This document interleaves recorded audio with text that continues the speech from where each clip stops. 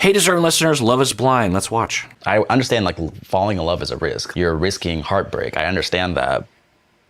But last night, I spoke with my niece's mother, LaDallas, and then my brother.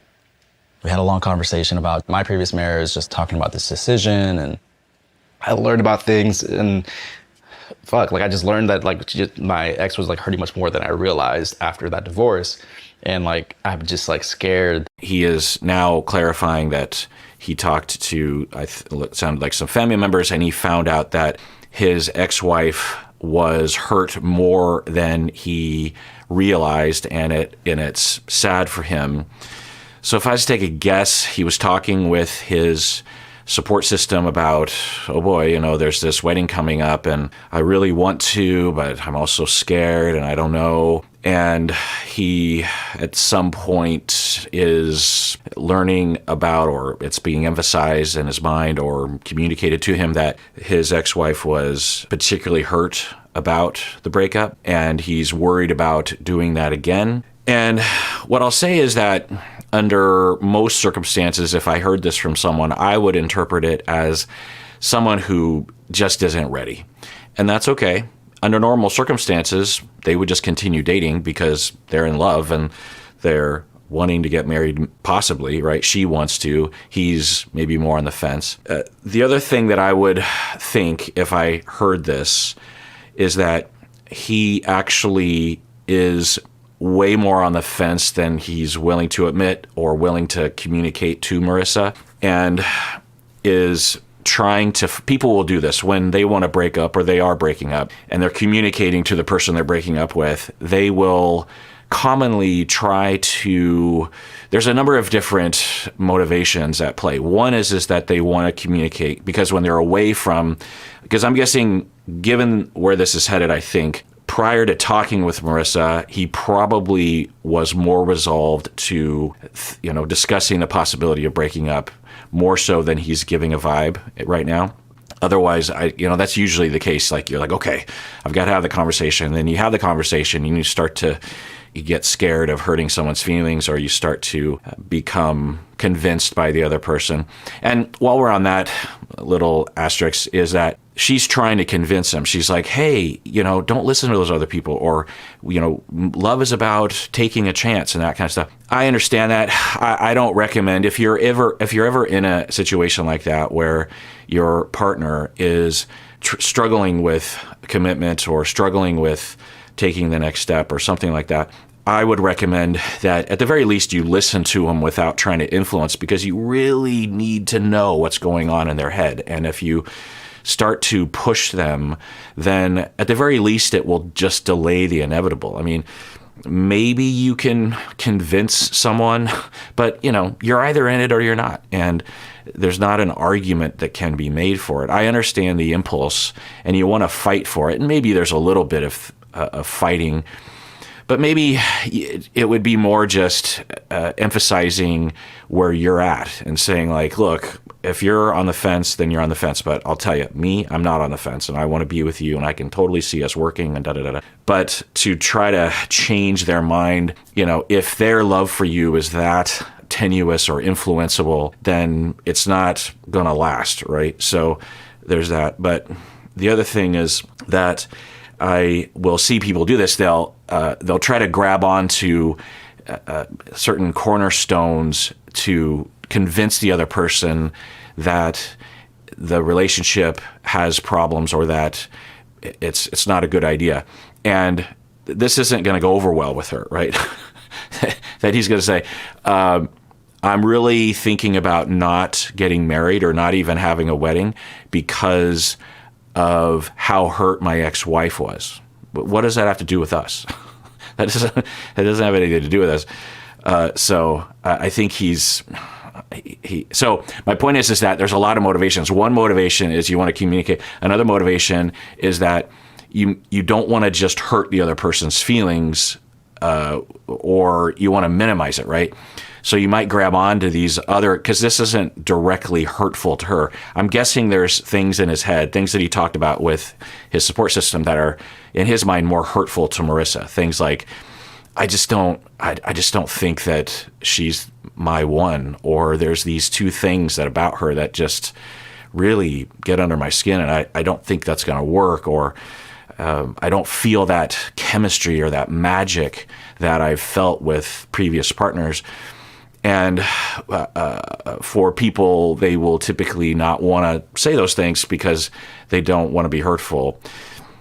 There's a lot that we could say as to what one should say, because you do want to try to minimize damage, but you also don't want to make odd arguments, right? You don't want to. And the other side, from the Marissa side of things, even if you're not getting a clear picture as to why someone is hesitating, the clear message is that they're hesitating and their heart isn't fully into it for whatever reason. And sometimes it's nice to know why, but the bottom line is, love is magical and unspoken and hard to put into words. But yeah, so I'm guessing that this is headed towards a breakup. That something may happen, like where like I end up hurting you. Like I don't it's, I know it's a risk, I know, but like it's, I don't. Right. So it's not going to, it's to her, she's thinking, what is going on here? That's getting in the way. That doesn't make any sense, because we're different. We're different people. Why are you bringing this up? My feelings involved. But like ultimately it's just about you and I don't know, after being married and just like seeing other marriages and like hearing from other married people, like I just don't think like love alone is like enough. Like I think there needs to be other things that are also working and like that come together. Like love is super important, but it's just kind of like. So we only have love between us? Like, it's not that we don't only have love between us. Like we've built an incredible bond, and we have I'm confused. So he's saying it has to be more than just love. And then she says, agreed. Are you saying we only have love? And he says, no, we also have these other things. What are the things? Like, I'm guessing values, and you have a similar interest in your future, your lives mesh well together. I don't know. We, like this connection is amazing, but it's just like there is like certain things that you can't get around. Like the things that you, especially when it comes to living together, and it comes to like just spending like our day to day together, like that's like crazy important. Like that's the thing that could like potentially like if it's. Okay, so he's talking about the day-to-day living together. I wonder what that is referencing. He's beating around the bush, because that's not on its face understandable, right? What do you mean day-to-day? Now, maybe she knows, like, well, yeah, when we are day-to-day, or is he saying we haven't had enough day-to-day interactions because of our careers or your schooling or our time constraints? We just don't know what we're like day to day because we haven't had enough time, which is part of the model of this quote unquote experiment. What is he saying? It's not working well. That can like potentially grind us down over time. There is more than love here.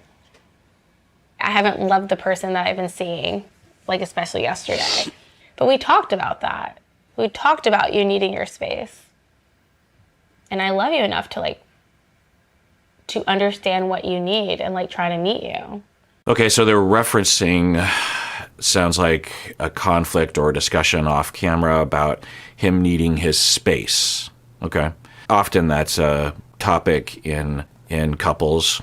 How much space are you needing, or how much connection? And there's a whole branch of systems and couple therapy theory that has to do with this. Murray Bowen developed these ideas of differentiation and togetherness versus separateness, individuation versus closeness. And he actually thought that every aspect of the universe, actually, not only just relationships, but like the strong force and the weak force and electromagnetism and planets and everything had to do with like this striking a balance between togetherness and separateness. Anyway, so people have different needs regarding that, given their disposition or their traumas or their style of attaching.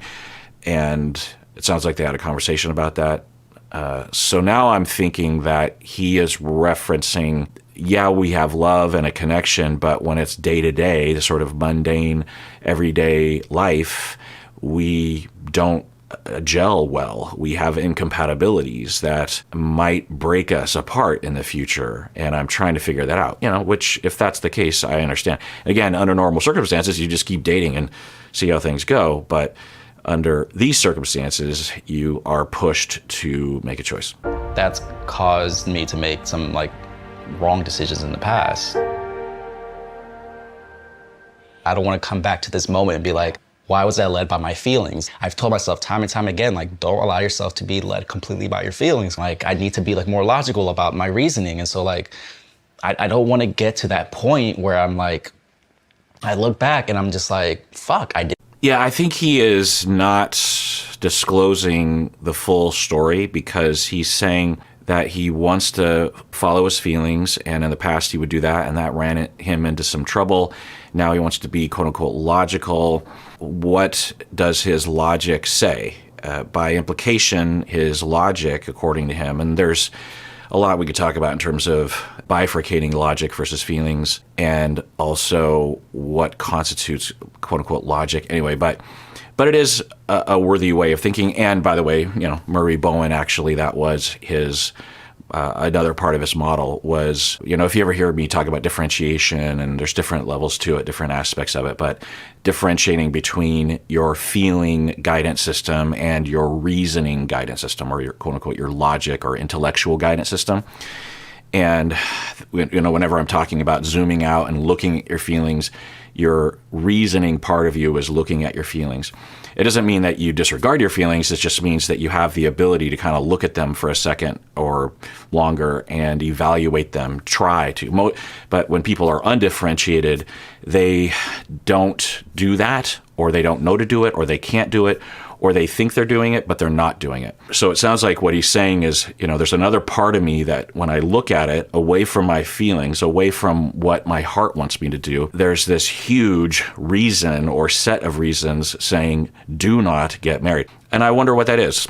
Is it just that his logical side of himself is saying, well, what's the chance here? It's too fast, right? And then you would say, well, why did you go on Love is Blind? And, that's a viable argument. But at the same time, you could imagine someone in his position thinking, well, maybe it'll work. We'll see. And you just don't know until you're in that situation. You could think that you could pull the trigger, but when you get there, you're just like, oh, wait, I didn't know I was going to feel this way.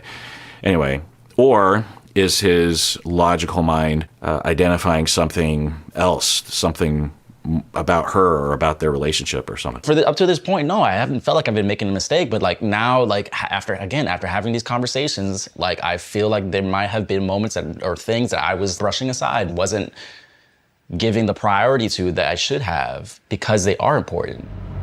I hear everything you're saying, but I have nothing tangible to work with.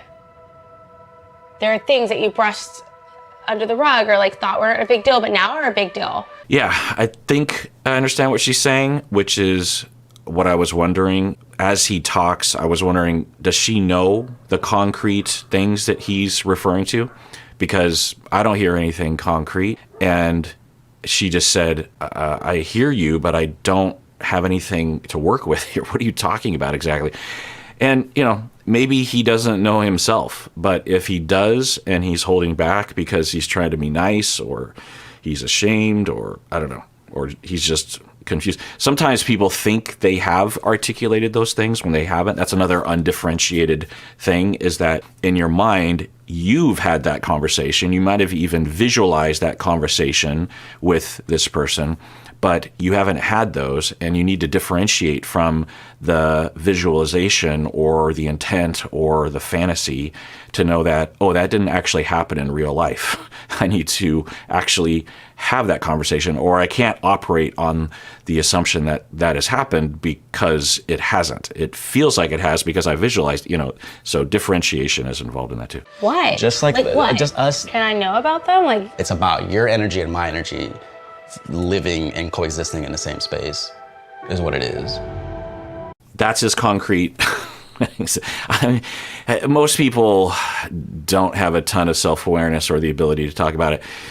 Also, when people are breaking up, it can be overwhelming, and it's hard to articulate. I would say on a scale of breakup or relationship clarification conversations, this certainly is on the upper, above average in terms of their ability to talk and stay in contact without flipping out or running away or stonewalling or criticizing or something, or becoming sarcastic or rolling their eyes or anything. There's nothing like that. So, or very little of it anyway. And so there's that. But that's it.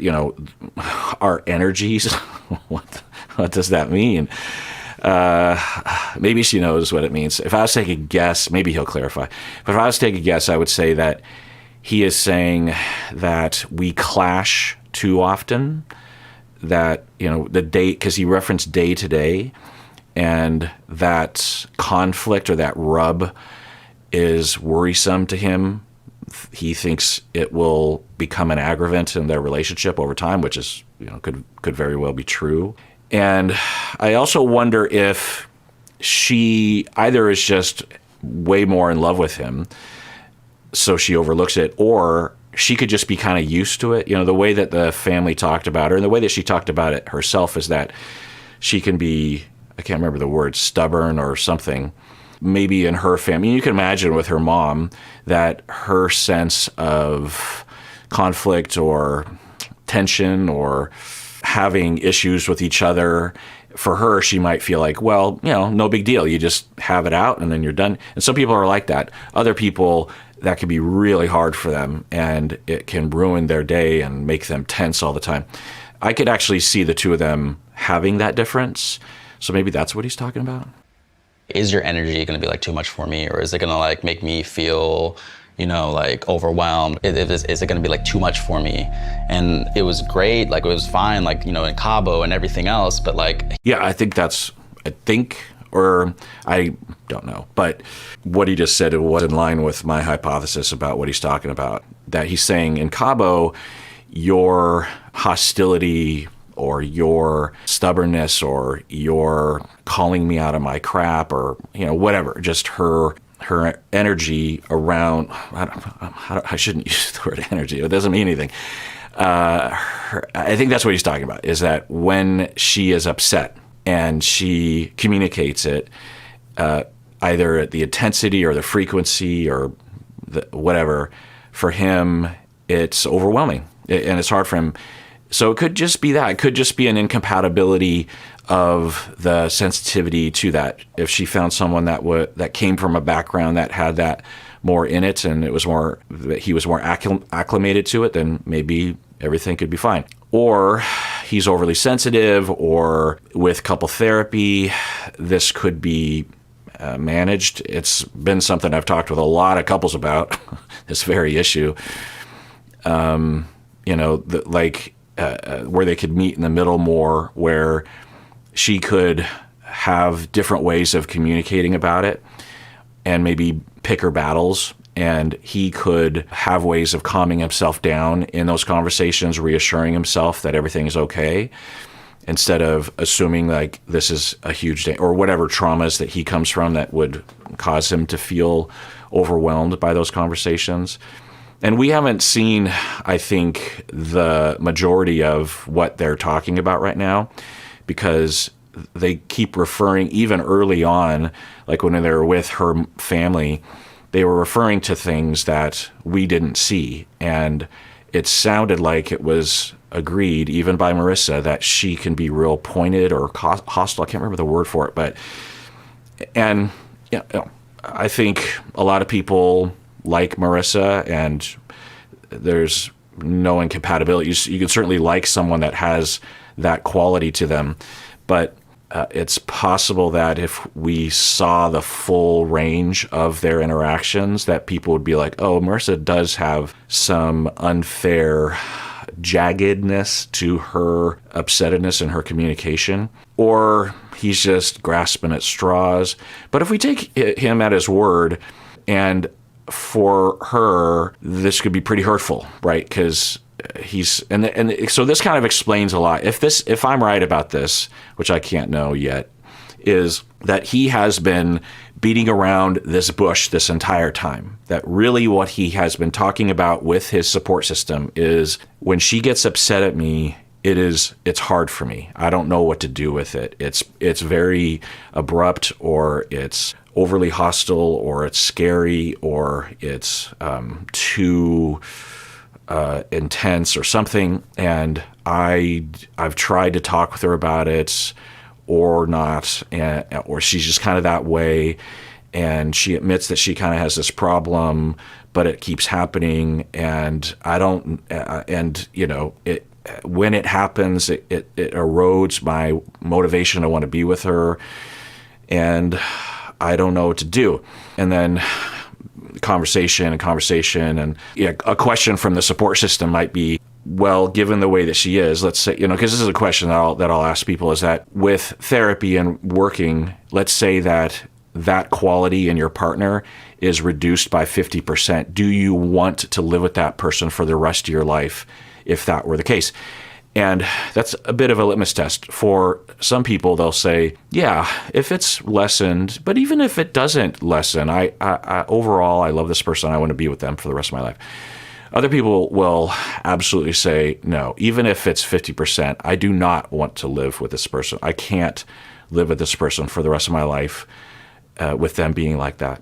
And, you know, it's the beginning of a conversation, but typically when I hear that, I will see that person eventually will decide to leave.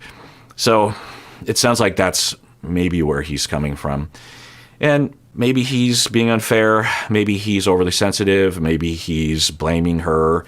Maybe she's upset about understandable things, you know? But the question on the table is, should I get married to her? Should I commit for the rest of my life? I don't want to get divorced again. I either get married to Marissa and I stay married for the rest of our life, regardless of what happens, or I don't marry Marissa, and maybe, I think what you were saying earlier is maybe I don't ever get married to anyone, because I'm already wondering if I'm made for marriage or if marriage is a good thing for me anyway. So I think that's what we're hearing, and you know, it's hard to see people hurting each other. You know, like overwhelmed. Is it going to be like too much for me? And it was great. Like it was fine. Like, you know, in Cabo and everything else. But like here and every day, like when you bring in like work and you bring in just like day-to-day like stresses or whatever, there's so much going on. And I feel like I didn't have a moment to really like for myself. At the end of the day, like this, it's not you. Like it's me. It's no, like, but you are literally saying that. I don't want you to. Yeah. Interesting. So he is returning to that idea of not having a moment to himself. I wonder what's going on there. So he is wanting more space. He likes the sort of relationship style where there's more alone time, like being an introvert or avoidantly attached, or it's just your style, or her style is way more involved, or it didn't seem that way. But so he's referring to that. But then he says, it's me, it's not you. And I'm thinking, doesn't sound like that's what you're saying. I mean, it's both of you. That saying is an interesting one. Sometimes I think that it's valid, right? If someone were to say, there is nothing wrong with you, I love you, I want to spend the rest of my life with you, I could see that, but I have like these traumas that make me terrified of committing and of marriage as an institution, and I just can't do it. It's me, not you. Okay, maybe. But in this instance, she's right to say, but you literally just said, because he was saying he's beating around that bush and being passive about it. And I guess maybe that's part of their difference, whether it's a problem or not, or just an incompatibility. She's more direct and he's way more passive. And so he has been beating around this bush this whole time, and then he finally just said earlier, you overwhelm me with what I think she knows what he's referring to, and I'm only taking a guess with her anger or her conflict or her being upset. It's probably the best term, is when she's upset with him or bothered by him, she will say something and that is overwhelming to him. And that's why he's wondering if they are meant to be married. And then he says, it's me, not you. And I think what he's hoping is being communicated, which is not being communicated, is, so if he doubled down, or if he elaborated and said that I get overwhelmed easily, there's nothing wrong with you. You make me overwhelmed, but that's my problem, not yours. And I'm guessing plenty of other people would not be overwhelmed by you at all. Then he could get away. I think that's what he was trying to say. But if he's just going to say, you overwhelm me, then the way it's received, particularly if you're Marissa, is I am overwhelming. Like, regardless of you and your sensitivities, I am a problem, and you now are not wanting to marry me because of that. So it's not you, it's me. To think like it's like there's something wrong with you, there's a fault. There's nothing necessarily wrong with me, Ramses, but it's like, you told me you fell in love with me because of who I am. Yes. And like, we get this experience, and you just like, well, maybe the energy is too much for you. Like, because you know how that sounds? I know how that sounds. Okay. But in the pods, like, it felt amazing. Like, it felt like Yeah. I could see the audience having a lot of sympathy for Marissa and getting angry at Ramses. I don't know. I don't know how people feel, but as with other couples, if they are breaking up right now, which I'm going to take a guess, particularly because they broke up this conversation at 2 different episodes, that all's fair in love and war, and if he is not fully on board, then he should leave, and that'll hurt her, but she's better off without him because you don't want to get married to someone who's on the fence like this and who isn't compatible with your style of energy or whatever, So it hurts, and she's in pain, and she's saying things like, hey, you said that you fell in love with me because of who I am. And yeah, it makes sense from her perspective. She's thinking, wait, so you don't love me for who I am, right? But it makes sense because in the pods or early in one's relationship, you wouldn't know how you come together. And maybe you can't even imagine having any kind of problem with the other person. But with time, and that's why people tend to wait to get married at, I don't know the average amount of time, but I think from my memory that it's at least a year, if not longer, in terms of the average, right? Certainly there are people that'll wait 20 years to get married, but when you think about all the marriages, at least in the U.S. Anyway, so for her, she's thinking, hey, you promised, and you're breaking a promise. And yeah, but it just takes time. If she had learned more about him and said, I don't like this about him, and she changed her mind, it's an evolving promise, I suppose, But yeah, the other thing that he was saying was in line with what I was thinking he was trying to say was, he's saying that there's nothing wrong with you. I think he could be more elaborate. That's always what I'm wanting. I don't know if it's just because I am an overly elaborate talker myself, much to the chagrin of my wife or maybe other people in my life. I don't know. But I like to explain things fully so that there's less likelihood of misunderstanding. And I like things being fully explained to me. And when I am working with couples, because one could argue that, and I've thought about this before, and I don't know if I got this from somewhere, maybe I did, but one way of looking at couple therapy or couple conflict and marriage dissolution or breakups is that it's 100% due to misunderstanding each other. And the misunderstanding can, typically it's from both sides. So the person communicating isn't communicating effectively what's really happening for them. They also don't necessarily know what's happening for them. So when there's the least amount of miscommunication or misunderstanding is when we know what we feel, we actually know how to communicate it. We do communicate it. We do it as effectively as possible. The other person is listening and not filtering, excessively. And they can do the same back and forth, right? There's so many points on that flowchart that can become a problem. And for most people, they have major deficits in every part of that flowchart. They don't really know how they feel. They have layers and layers of defenses and issues that make it so they don't know how they feel. And you'll often hear me talk about how, in all likelihood, in situations, people are feeling hurt or afraid of being hurt, right? Relationally hurt, right? Rejected. And so, do we know that? Do we know how to communicate it? And does the other person listen to the other person? And when there's miscommunication and misunderstanding, then people run with a different narrative than what's actually happening, right? I mean, how many times are we hurt and we communicate it poorly or not sufficiently? The other person doesn't receive it, isn't listening, and the other person is thinking that we are angry at them. We're not hurt by, really we're hurt by them, but what the other person receives is we don't like them, or we don't like something about them, or something like that, right? But that's not what's happening. We're just hurt by them. That's it.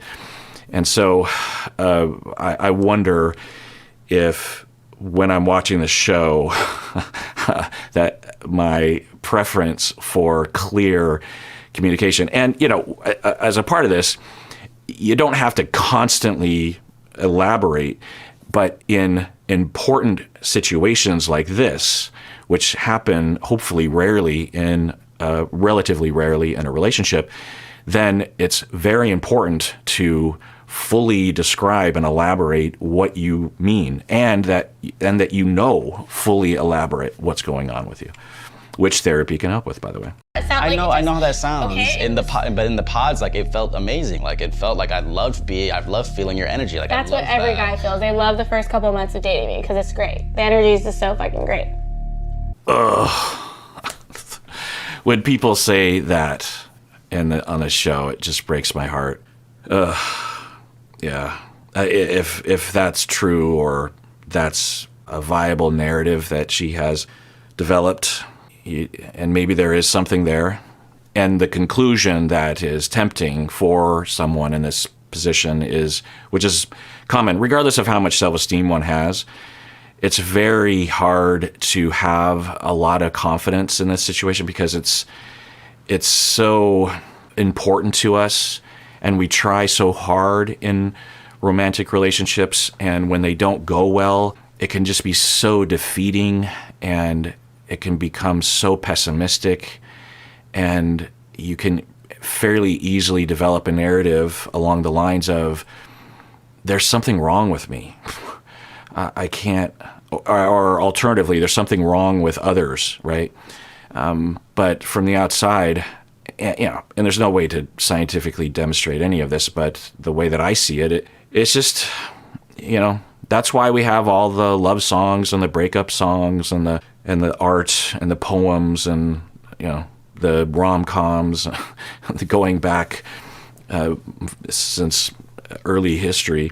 We have seen this being expressed by people, and it's hard, and it takes time, and that's why when we find it, it's just so glorious because we worked hard to get there. So the only way that I would see it is that, maybe with a little tweaking to her personality and therapy, pretty normal, everyday stuff that everyone needs to work on, then, with enough dating and enough turning over of rocks, eventually a good crab will come out from it. What are we looking for when we're overturning rocks in that idiom? Anyway, that, someone will work out, and they won't be perfect because no couple is perfect, but there's certainly nothing about her that would say that would never happen, or that she's doomed. Having said that, if we hypothesize about why that would be, if she has had that a number of times, where guys will really love her in the beginning, and then at a certain point, they're just like, I don't think this is working. Who knows? But given what we've heard from Marissa, from Ramses, from her mom, and from what we've seen in their conflicts, because, one of the themes, I'm not saying that she's to blame for this at all, but if we just sort of focus on her side of it, there were moments where, at least in the edit, that she would declare something without having a conversation about it. Not that she couldn't draw a boundary. She certainly can, about contraception or other kinds of things, like how often she wants to have sex. Were those the two? Oh, and then the military thing. She can absolutely, she's entitled to have those boundaries for sure. And she's entitled to be strong in those communications. And she doesn't have to make excuses for those. And when you're talking about two people and their needs and their wants, and having an expectation or a prediction of what future conversations of other kind of conflicts will look like, she could have dialed it back a little bit, not in terms of the boundary. She can certainly draw the boundary, but how do you communicate about it, right? And there was just it wasn't horrible, but just a little bit of abruptness, I suppose. Not that so we're just focusing, if we're just wondering about her, okay, then maybe it's a pattern. And maybe she knows this, that because she comes across, in terms of the edit, to be very pleasant.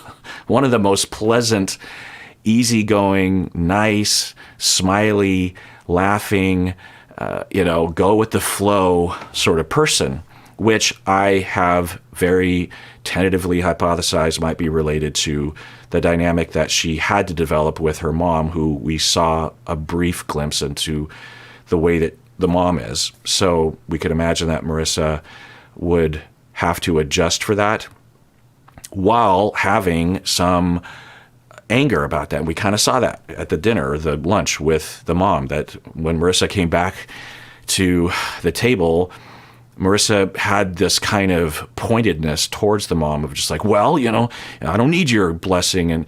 And then, which we could understand, right? We could say, like, well, the mom, the way that she is, it's understandable that Marissa would be that way. But it could develop for Marissa this way of asserting herself, or maybe even a fair amount of ambivalence about assertiveness, that on one hand, she will put her needs aside for people, or she will strongly assert them very abruptly, or not very, because it's on the scale of things, it certainly wasn't even moderate. It was just like a mild abruptness.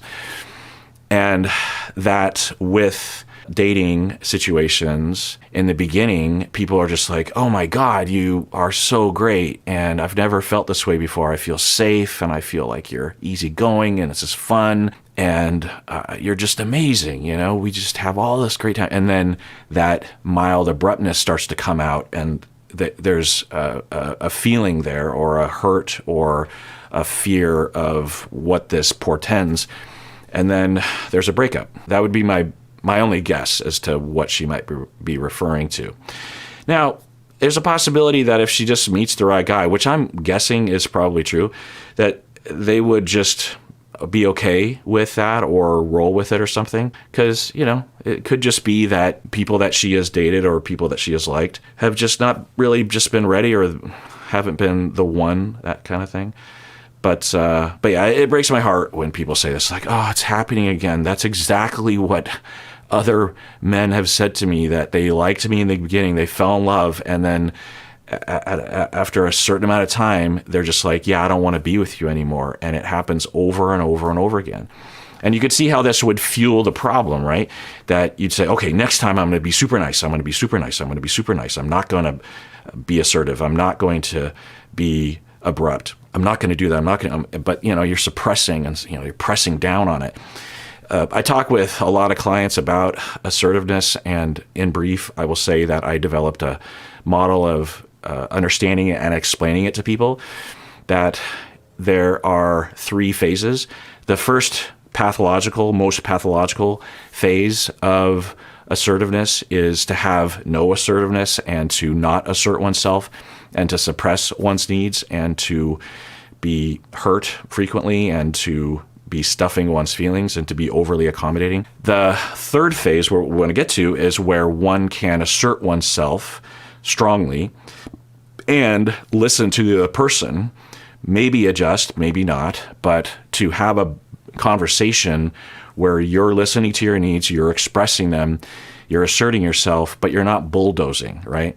You're you're adjusting at times. You're like, well, okay, well, I was going to draw this boundary, but hearing what you're saying, okay, maybe there's a compromise, or maybe I just let go of this because your needs are, in this instance, to me, a higher priority than this minor need of mine or whatever.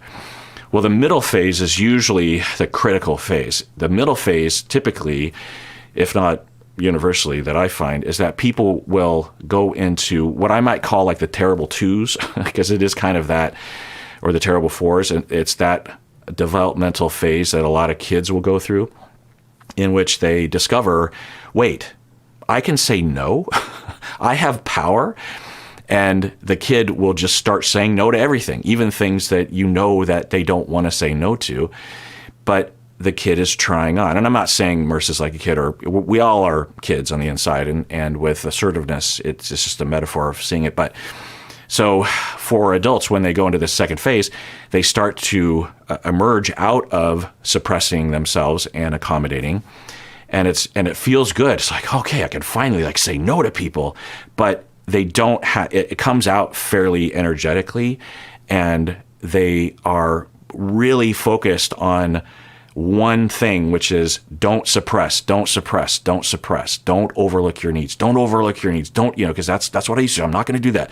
I'm going to assert myself. I'm just going to assert myself. And what they don't have time for is, how is this coming across, and what about the other person's needs?